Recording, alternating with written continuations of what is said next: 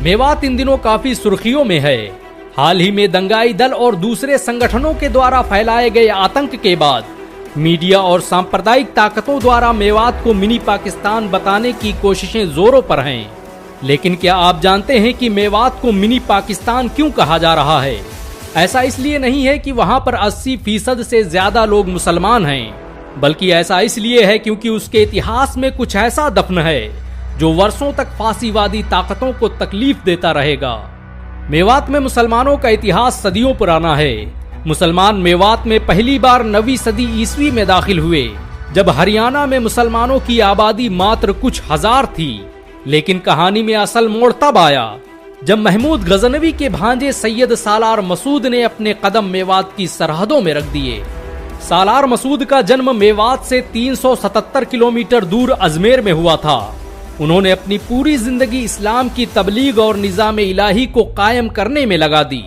कुछ तारीखी वाकयात बताते हैं कि ये सैयद सालार मसूद ही थे जिन्होंने मेवात के इलाके में सबसे पहले इस्लाम की तबलीग के लिए लोग भेजे।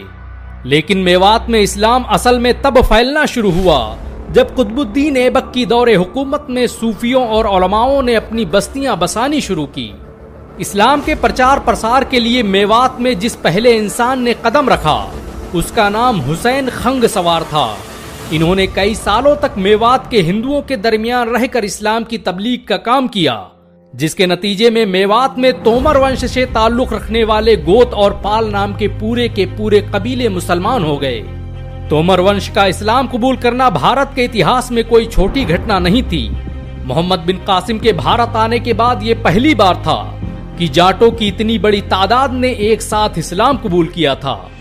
सैयद हुसैन खंग सवार सुल्तान मुइजुद्दीन शाम के साथ ईरान से भारत आए थे, और जब मुइनुद्दीन शाम कुतुबुद्दीन ऐबक को दिल्ली का गवर्नर बनाकर वापस ईरान लौट गया तो सैयद हुसैन खंग सवार भी उसके साथ भारत में रुक गए, जिन्हें बाद में कुतुबुद्दीन ऐबक के द्वारा अजमेर का गवर्नर नियुक्त किया गया।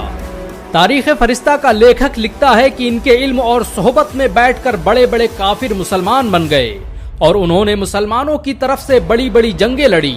हालांकि बाद में उनके प्रभाव और इस्लाम के प्रचार प्रसार को देखते हुए दुश्मनों ने उन्हें धोखे से शहीद कर दिया। 12वीं सदी से 17वीं सदी के दरमियान में मेवात में बहुत से सूफी संत गुजरे जिन्होंने इस्लाम को फैलाने का काम किया। शेख हमीदुद्दीन नागौरी, ख्वाजा हुसैन नागौरी, शेख अहमद सैबानी जैसे उलमाओं की मदद से हरियाणा, राजस्थान, पश्चिमी उत्तर प्रदेश और खासकर मेवात के क्षत्रिय और राजपूतों ने बड़े पैमाने पर इस्लाम को कबूल किया। जब दिल्ली की सत्ता फिरोज शाह तुगलक के हाथ में आई तो उसने खुद मेवात के लोगों को इस्लाम कबूल करने की दावत दी, जिसके नतीजे में बहुत से लोग मुसलमान बन गए। मेवात के जिन हिंदुओं ने इस्लाम कबूल किया वो मेव कहलाए। आज 500 साल गुजरने के बावजूद मेवात के मुसलमान अपना ये नाम बरकरार रखे हुए हैं। 1857 तक मेवात की अधिकांश जनता इस्लाम कबूल कर चुकी थी और यहाँ पर मुसलमानों की आबादी 12 लाख के करीब थी। लेकिन मेवात के मुसलमानों का इस्लाम भारत के दूसरे मुसलमानों की तुलना में बिल्कुल अलग था। मेवात के हिंदू धर्म के लोगों ने इस्लाम जरूर कबूल किया, लेकिन वो अपने धर्म के रीति रिवाज नहीं छोड़ पाए। यही वजह है कि 19वीं सदी तक बहुत से मुसलमान उन रिश्तों में भी शादियां नहीं करते थे जिनमें इस्लाम इजाजत देता है। इतिहासकार लिखते हैं कि ये वो मुसलमान थे जिनका मजहब तो इस्लाम था, लेकिन रगों में राजपूताना हनक बरकरार थी। ये सोचने वाली बात है कि 19वीं सदी में मेवात में सबसे अधिक आबादी मुसलमानों की थी, लेकिन यहाँ पर मस्जिदें और इबादत गाहें ना के बराबर थीं। राजपूत, जाट और अन्य जातियों से कन्वर्ट होने की वजह से इनमें जाति दंभ मौजूद था। अगर कुछ न था तो वो था इस्लाम। जब मेवात के हालात ऐसे थे तो मेवात मुस्लिम विरोधियों के लिए स्वर्ग की तरह था, लेकिन बहुत जल्द कुछ ऐसा होने वाला था जिससे इसकी काया पलटने वाली थी। मेवात में इस्लाम को फैलाने का सबसे बड़ा कारनामा तबलीगी जमात ने अंजाम दिया। तबलीगी जमात की पहली जमात मेवात ही भेजी गई थी। मेवात के लोगों ने इस्लाम तो कबूल किया था, लेकिन उनके रस्मो रिवाज आज भी हिंदुओं की तरह थे। वो सांस्कृतिक रूप से होली, दिवाली और तमाम धार्मिक त्योहारों में हिस्सा लेते, लेकिन नमाज रोजा से कोसों दूर रहते। अंग्रेज मेजर पाउलेट 1878 के गैजेट में लिखता है कि मेवाती ज्यादातर मुसलमान हैं, लेकिन वो सिर्फ नाम के मुसलमान हैं। उनके गांव के देवता वही हैं जो हिंदुओं के हैं। वो हिंदुओं के त्योहार मनाते हैं और बस कहीं एक आधी मस्जिदें नजर आ जाती हैं। ऐसे वक्त में जब तबलीगी जमात के कदम मेवात में पड़े तो कहानी एकदम से तब्दील हो गई और फिर लोगों ने देखा कि जल्द ही मेवात इस्लामी तहजीब और शकाफत का मरकज बन गया और यहाँ ऐसे ऐसे आलिम और ऐसे ऐसे उलमाओं ने जन्म लिया जिन्होंने हिंदुस्तान का इतिहास बदल कर रख दिया। मेवातियों का तबलीगी जमात से बड़ा गहरा ताल्लुक रहा। वो मेवाती जो इस्लाम से कोसों दूर थे, जब उन्होंने इस्लाम का दामन थामा तो पूरी दुनिया उनके कदमों में झुक गई। मेवात के लोगों तक इस्लाम को पहुंचाने का काम तबलीगी जमात के संस्थापक मौलाना इलियास के वालिद मौलाना इस्माइल ने शुरू किया था। वो दिल्ली की बंगले वाली मस्जिद में बहादुर शाह जफर के समधी के बच्चों को पढ़ाया करते थे। ये मस्जिद मेवात और दिल्ली के रास्ते में पड़ती थी। यही वजह है कि जब कोई मेवाती इस रास्ते से गुजरता तो मौलाना इस्माइल उसे पानी पिलाते और मस्जिद में आने की दावत देते। वो कई सालों तक ऐसा करते रहे, यहाँ तक कि उन्होंने मजदूरों को पैसा देकर उन्हें मस्जिद में लाकर इस्लाम की बातें सिखलाईं।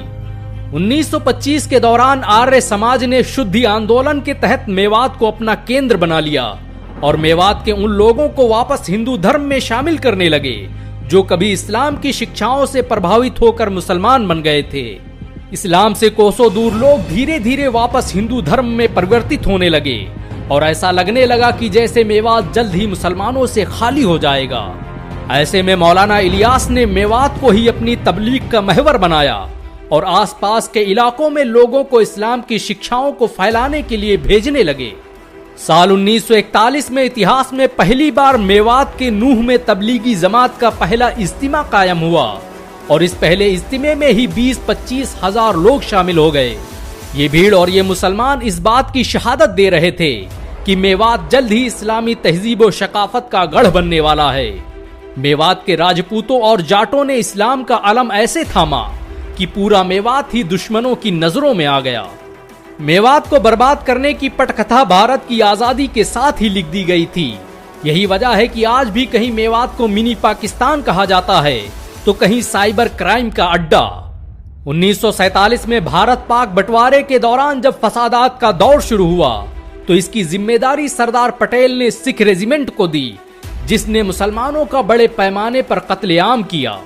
जब इस आग ने मेवात सहित पूरे हरियाणा क्षेत्र को अपनी गिरफ्त में ले लिया, तब मेवातियों का एक गिरोह सरदार पटेल से मिला तो उन्होंने मेवातियों पर तंज करते हुए कहा कि तुम्हें पाकिस्तान मिल तो गया है, जाओ वहीं चले जाओ। इस पर एक मेवाती हिमतामेओं ने खड़े होकर कहा, ओए पटेल सुन, हम मेवाती हैं, हम देश के लिए मुगलों से लड़े, अंग्रेजों से लड़े और तू हमको पाकिस्तान भेजने की बात करता है। हम मर जाएंगे लेकिन तेरे कहने से पाकिस्तान नहीं जाएंगे।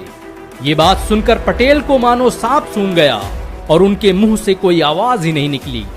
यही वो हादसा था जिसके बाद मेवात की निगरानी सिख रेजिमेंट से छीनकर मद्रास रेजिमेंट को दी गई और मेवात के लाखों मुसलमान कत्लेआम से बच गए।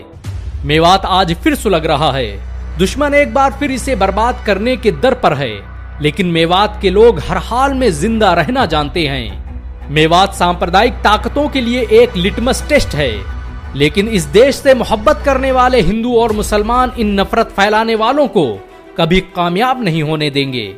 सरकार को चाहिए कि वो ऐसे लोगों पर कानूनी कार्रवाई करे जो भारत के ही एक हिस्से को मिनी पाकिस्तान बताने की कोशिश में लगे रहते हैं। वैसे एक मेवाती और एक मुसलमान होने के नाते आपको गर्व महसूस हुआ हो तो इस वीडियो को लाइक और शेयर जरूर करें। ऐसी और वीडियो को देखने के लिए हमारे चैनल को सब्सक्राइब करें, घंटा जरूर दबाएं।